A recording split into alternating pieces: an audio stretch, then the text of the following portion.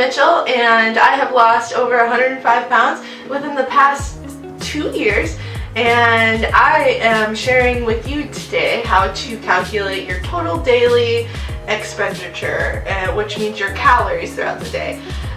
One of the biggest things that I started to do with my weight loss journey was I tracked my calories from the very beginning. I hit a point at the beginning of my journey where I wasn't counting anything at all, so I didn't know what I was eating, and I had lost my first 50 pounds that way by just basically cutting out all of the fast food, and just kind of eating common sensely. But I came to a halt where I just stayed at this weight for a good year and a half, where I hit a huge plateau, and I didn't understand as to why the scale wasn't moving, even though I thought I was eating all of the correct things.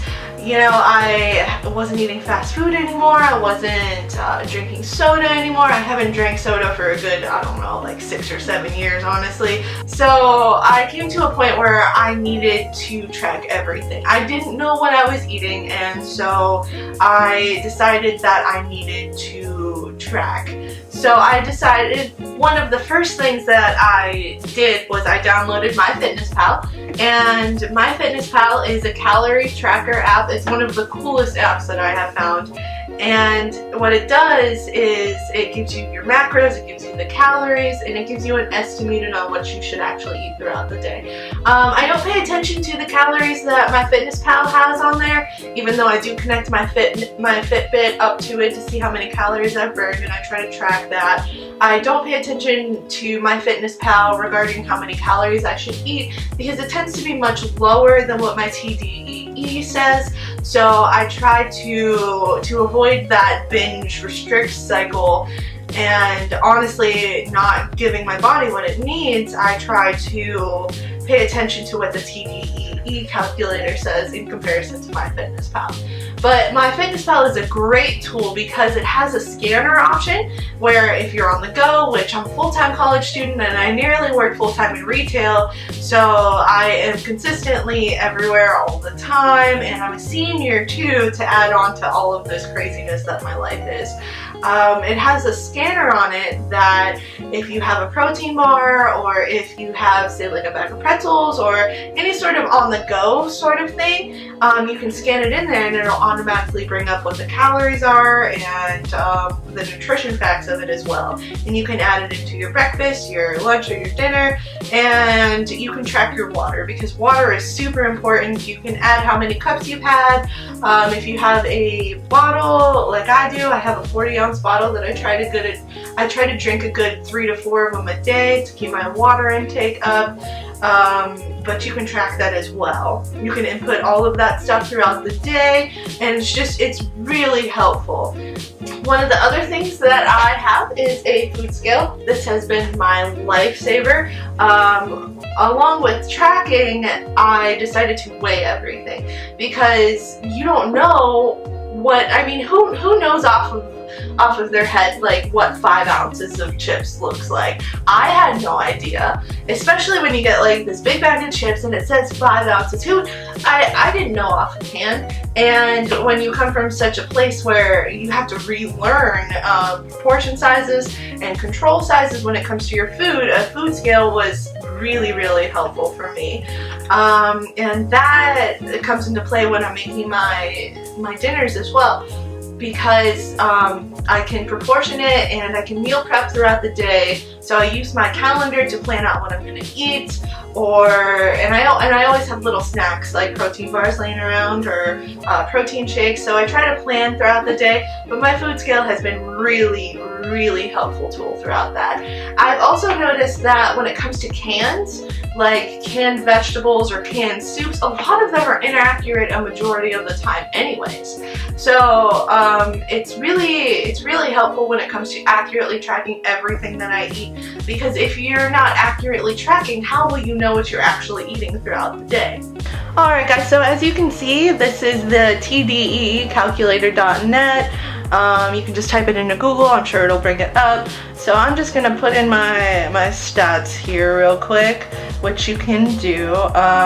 What comes into play here is the activity level. You really have to be honest. I'm gonna say moderate exercise because I try to go to the gym at least 3 to 4 times a week. So we're gonna hit calculator here. The body fat option is optional. So it gives you all your stats here. So the maintenance calories, in order to maintain the weight that I currently am at, I would have to eat 2852 calories per day. And so that averages out to about 20,000 calories per week. And that's just if I wanted to maintain the current weight that I'm at right now. So TDEecalculator.net gives you these really fascinating statistics here, and the numbers. So even if I were to do nothing, absolutely nothing, but sit on my couch all day and binge watch Netflix, so the basic metabolic rate is 1840 calories per day. That's what I would have to eat just to maintain my weight. So as you can see, even if you do absolutely nothing throughout your day, you still need to eat. You still need calories, because your body burns calories just by eating, just by organ functions, just by thinking, just by being alive. You burn calories. So that would be the basic metabolic rate. And as you can see, the calories go up because you need more calories throughout the day if you are more active, because you burn more calories throughout the day. So it gives you your ideal weight, your BMI score. I don't really pay attention to that. So down here you get your macros, you get your macronutrients. So it has several different options. This is the maintenance one. So if I were to maintain my weight, this is, you can select different ones depending on what you wanted to do. If you wanted to do moderate carb, lower carb, or higher carb. For weight loss, you're going to go over to cutting.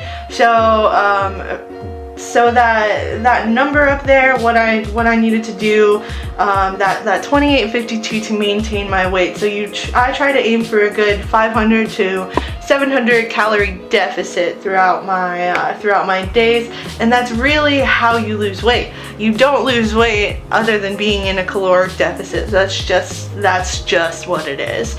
Fad diets, they teach you how to be in a caloric deficit. That's why these shakes work. That's why Weight Watchers work. It's all in the process of teaching you this. So if we go down to lower carb, you can see protein is going to be your biggest one, because protein, not only does it help with muscle regeneration and keeping you fuller longer, that protein calories burn off the slowest, so it's going to keep you satiated for longer. As you can see, fats would be 104, and then carbs. Carbs are important no matter what diet they're not a bad thing. They really aren't, and they give you energy. So if you really wanted to do a higher carb, for me, this would be 294. Gotta love that bread. But as you can see, protein is still pretty high, and then you have the lower fats. Down there you see the calorie tracking tools, a food scale, and that's actually the exact one that I use. So like I said, I will link that down there.